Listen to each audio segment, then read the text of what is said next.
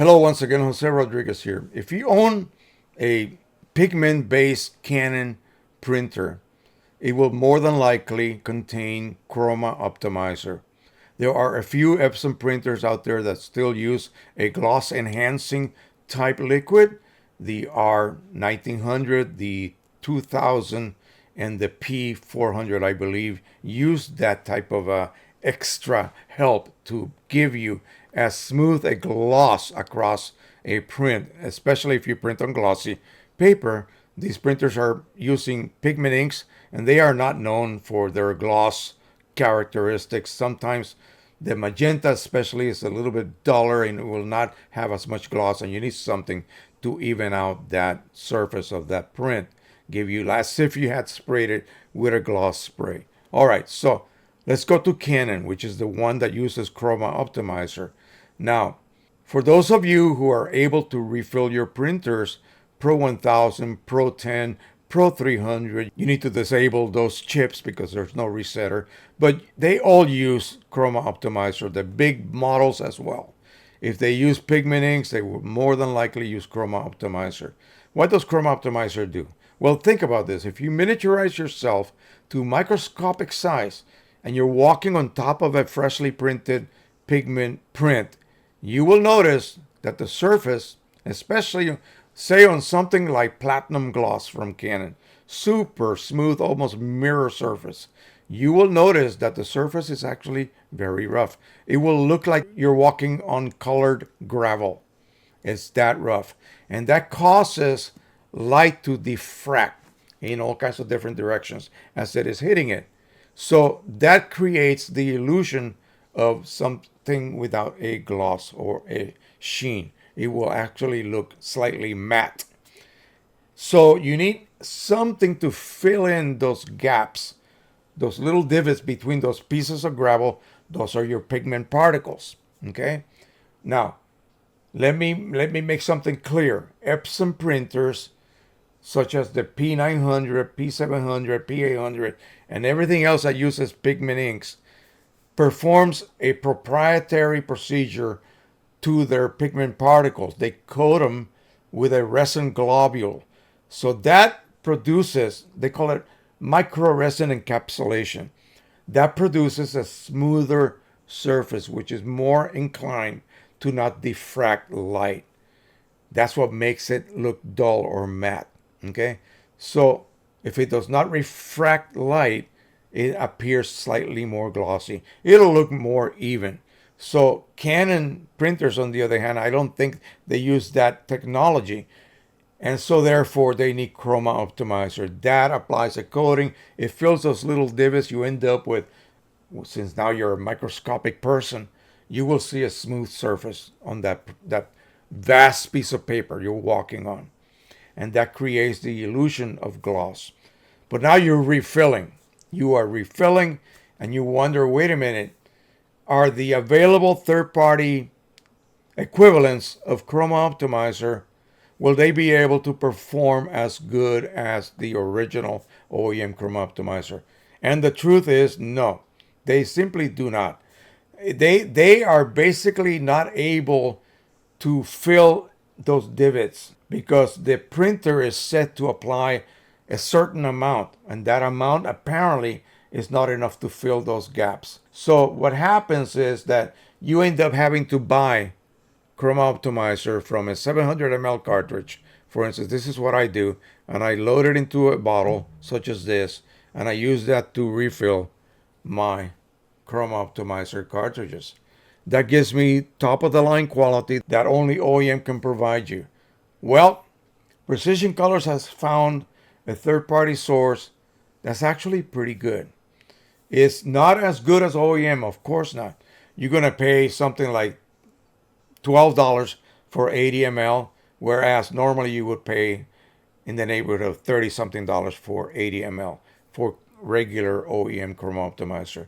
So at least if you're not really super picky or you are printing on papers that are not as glossy, then really you don't need OEM.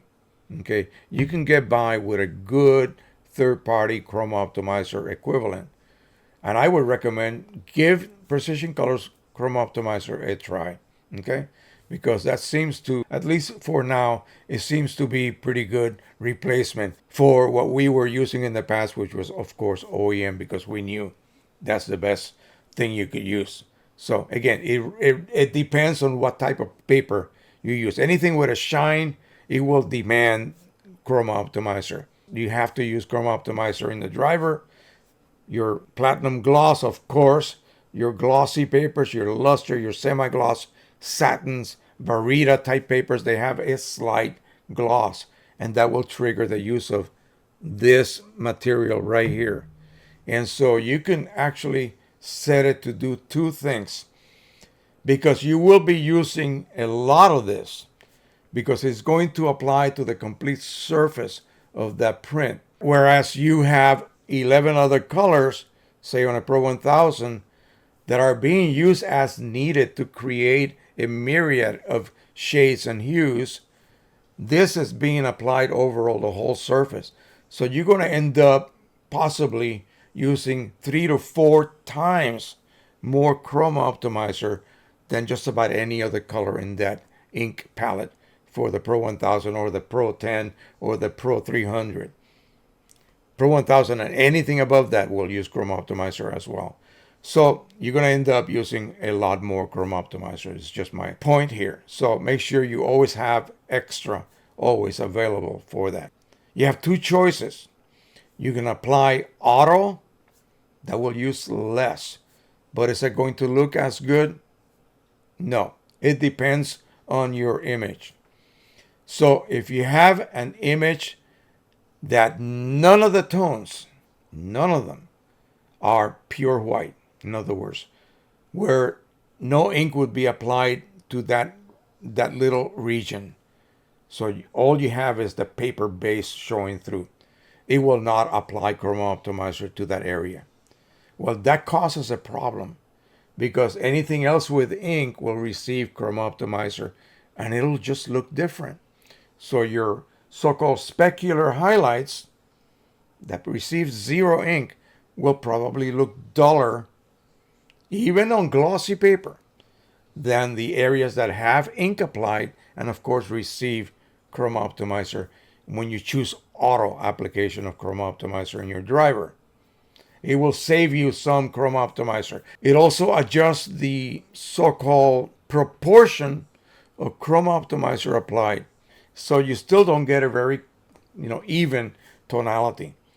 It may not matter on something like a Barita paper, which is again very low gloss. You can get away probably with not applying a full application. But for anything else, I recommend you apply full application. Otherwise, it's just going to have, you're going to end up with gloss differential, which is what we're trying to avoid here by the use of Chroma Optimizer. This is what Canon wants you to do. Again, that means you will use more than you really, you may think you don't need to use that much. Again, it's up to you. I would advise you make 2 prints, one with full, one with auto, and see whether the difference is anything that affects you in any way. If it's something that does not bother you, full application, yeah, that looks good, but so does auto. Again, and it's always related to your image and its densities. A border on your print, if you have a border, it will receive 0 Chroma Optimizer. So you will see a difference.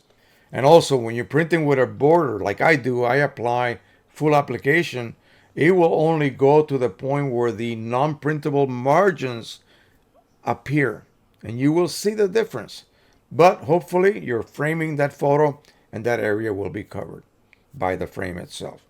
So again, yeah, Chroma Optimizer OEM is top of the line. It is the best there is. If you are not using super glossy papers like platinum gloss, then you can get away with using the lower cost version, which again Precision Colors is currently now selling. All right, that is it for now. I hope you enjoyed this.